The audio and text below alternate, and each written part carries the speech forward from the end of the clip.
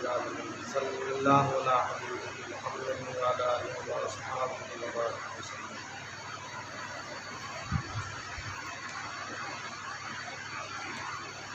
پہلے ہم نے پڑھا تھا کہ حضرت موسیٰ علیہ السلام فرعون کے گھر کیسے پہنچے۔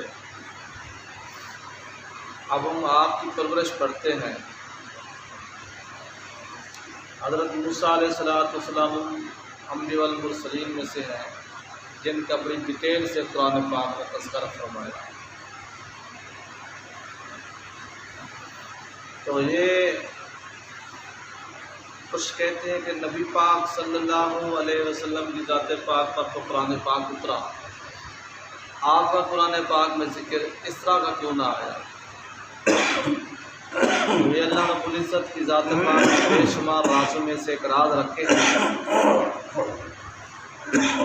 انہی کو مد نظر رکھ کر نبی پاک صلی اللہ علیہ وسلم کی سیرت پاک کو بہترین انداز سے سمجھا جا سکتا ہے۔ انہی انبیاء والمرسلین کے واقعات کو سامنے رکھ کر نبی پاک صلی اللہ علیہ وسلم کی سیرت مبارکہ کو بہترین انداز میں سمجھا جا سکتا ہے۔ تو جب موسیٰ علیہ السلام پہنچ گئے اور دائیوں نے دودھ پلانا چاہا، آپ نے کسی کا دودھ نہ پیا، پھر آپ کی بہن نے حضرت آسیہ کو کہا کہ میں ایک دایا لاتی ہوں، تو وہ جب اپنی ماں کو لائیں تو موسیٰ علیہ السلام نے اس کا دودھ پینا شروع کر دیا۔ پھر انہوں کی طرف سے یعنی کہ اشرفیاں، مراعات، سب کچھ شروع ہو گیا۔ پھر حضرت آسیہ علیہ السلام نے خود ان کی پرورش شروع کر دی، یعنی 2 سال تک تو موسیٰ علیہ السلام نے اپنی امی پاک کا دودھ پیا، اس کے بعد پھر حضرت آسیہ نے آپ کی پرورش شروع کر دی اور فرعون بھی ان سے محبت کرنے لگا۔ جب آپ 3 برس کے ہوئے تو ایک دن فرعون آپ کو گود میں کھلا رہا تھا کہ اچانک آپ نے اس کی داڑھی پکڑ کر ایک تماچا مارا۔ کتنی سال عمر تھی؟ 3 سال۔ فرعون کی گود میں تھے۔ بچے کی عادت ہوتی ہے جب بچہ ایسے منہ پر ہاتھ مار رہا ہوتا ہے ایسے، تو حضرت موسیٰ علیہ السلام نے فرعون کو تماچا مارا۔ فرعون غصے میں پڑ کر حضرت آسیہ رضی اللہ تعالیٰ عنہ سے بولا کہ یہ وہی بچہ معلوم ہوتا ہے، دیکھو اس نے میری یہ بے حرمتی کی ہے۔ حضرت آسیہ سلام اللہ علیہ فرمانے لگے کہ بچے نہ سمجھ ہوتے ہیں، ان کے فعل کا اعتبار نہ کرنا چاہیے، یہ تو آگ میں بھی ہاتھ ڈال دیتے ہیں، ان کی کون سی دنائیت ہوتی ہے۔ فرعون نے کہا کہ اچھا امتحان کرو، ایک تشت میں سونا رکھ دو، دوسرے میں آگ، اگر یہ آگ میں ہاتھ ڈال دے تو واقعی تم ٹھیک کہتی ہو۔ فرعون کافر تھا لیکن عقل مند تھا، یہ والا عقل مند تو نہیں تھا۔ عقل مند تو اس کو کہتے ہیں جس کو اللہ اس کے رسول پاک صلی اللہ علیہ وسلم دلہ وعلا کی پہچان ہو، دنیاوی معاملے میں عقل مند تھا۔ تو ایسے ہی کیا گیا، یعنی 2 تشت تھال رکھے گئے، ایک میں انگارے رکھ دیے گئے، ایک میں سونا رکھ دیا گیا، اور انگارے جو دکھ رہے ہوں ان کا کلر، ان کا رنگ سونے جیسا ہوتا ہے، آگ جیسا ہوتا ہے۔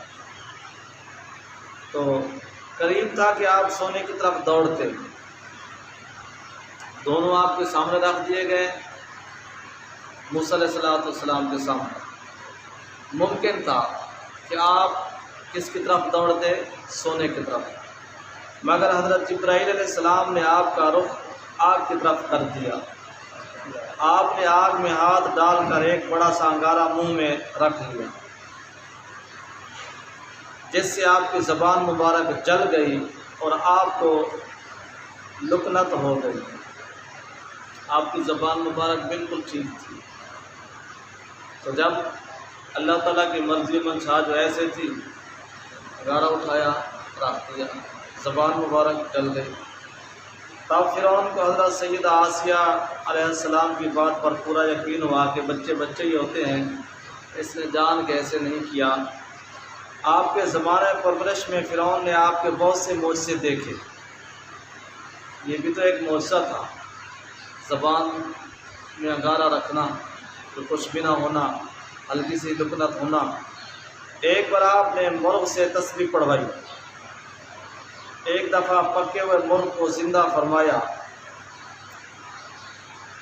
جس سے کہ فرعون کے دل میں آپ کا رعب بیٹھ گیا جب آپ نے مرغ کو زندہ فرمایا، مگر غلبہ محبت اور اپنی بیوی کی وجہ سے قتل نہ کرا سکا، کیونکہ قدرتی بات ہے کہ بادشاہ اپنی بیویوں کے بہت ہی فرما بردار ہوتے ہیں، بالخصوص جس سے محبت ہو جائے تو اس کی مثال ہی نہیں ملتی۔ جس طرح کہ آپ یہ سنتے ہیں تاج محل، یہ شاہ جہاں کی بیوی تھی، اتنا پیار کرتا تھا، اتنا پیار کرتا تھا، آپ کی سوچ بھی نہیں ہے۔ پیار تھا تو اتنا اس نے اپنی بیگم کے نام کا تاج محل بنوا دیا۔ اس طرح بیگم تو بڑی دور کی بات ہے، یہ ہرن مینار جو آپ کا ہے، یہ جہانگیر بادشاہ کی ہرن ہی تھی، اتنا اس میں محبت میں اس کا دلدادہ تھا کہ اس نے اس کی محبت میں یہ مینار ہی بنوا دیا۔ تو مطلب فرعون حضرت سیدہ آسیہ سلام اللہ علیہ سے بڑی محبت کرتا تھا۔ جب موسیٰ علیہ السلام تقریباً جوان ہوئے تب آپ کا میلان قلبی بنی اسرائیل کی طرف ہوا۔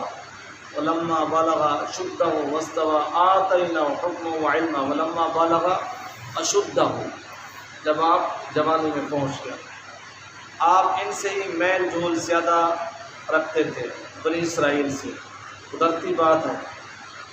فرعونیوں کو ناگوار گزرتا تھا مگر کچھ دم نہ مار سکتے تھے۔ وہ کہتے تھے کہ ظاہراً بچہ فرعون کا ہے تو فرعونیوں کے ساتھ اس کی اٹھ باٹ ہونی چاہیے، لیکن یہ بنی اسرائیل سے رکھتا ہے۔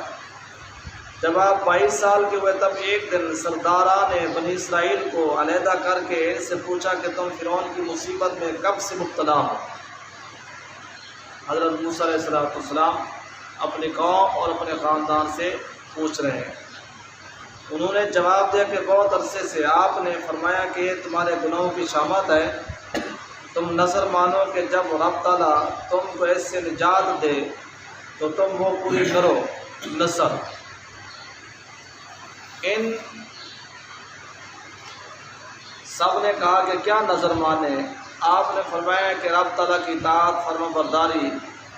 سب نے نظر مان لی۔ نظر کیا مانے؟ کہ اللہ تعالیٰ کی اطاعت اور فرما برداری کریں گے۔ تو اللہ تبارک و تعالیٰ نے پھر بنی اسرائیل کے حالات چینج فرمانا شروع فرما دیے تھے۔ آگے حضرت موسیٰ علیہ السلام کی مصر سے روانگی، یہ تو آپ سماعت فرما چکے ہیں کہ اللہ تعالیٰ نے کیسے حضرت موسیٰ علیہ السلام کا بہانہ بنوا کر وہ جو آپ نے ایک آدمی کو قتل کیا تھا، جس کی پاداش میں آپ کو مصر چھوڑ کر کہاں جانا پڑا؟ مدائن میں، جہاں حضرت شعیب علیہ السلام تشریف فرما تھے۔ تو انشاءاللہ باقی آپ کے حالات مبارکہ کل پڑھیں گے۔ اللہ تعالی ہم سب کو اپنے محبوبوں کی محبت اور انبیاء والمرسلین کی دلی محبت عطا فرمائے، اور ان پاک ہستیوں کے نقش قدم پر ہم سب کو چلنے کی توفیق عطا فرمائے۔